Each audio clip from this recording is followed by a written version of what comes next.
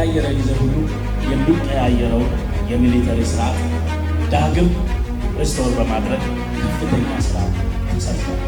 ሉዓላዊነትን በማያስቸግርና ጽኑ ኢትዮጵያን ሊፈጥር በሚችል ደረጃ መገንባት ተችሏል።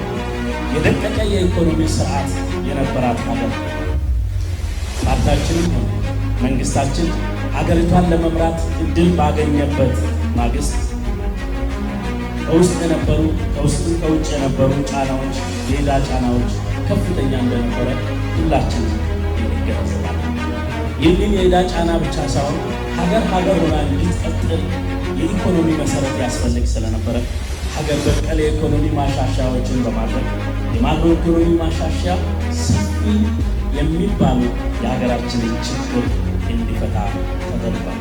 ለዚህም ቀመር ተደርጎ የተወሰኑ የሀገር በቀል ማሻሻያ ቀመር እንደነበረ ሁላችን እናስታውሳለን።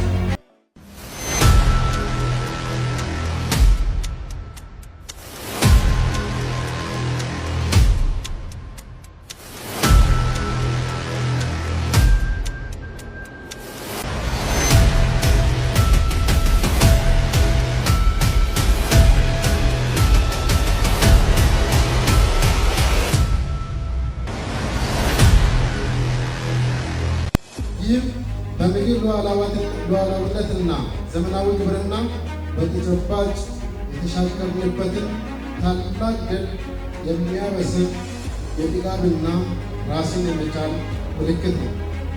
ከሸማችነት ወደ አምራችነት መሸጋገራችንንና የተበታተነውን አንድ አድርጎ የሚያስር የህብረት ተምሳሌታችን ነው። ኢትዮጵያን ወደ ተምሳሌተ ሀገር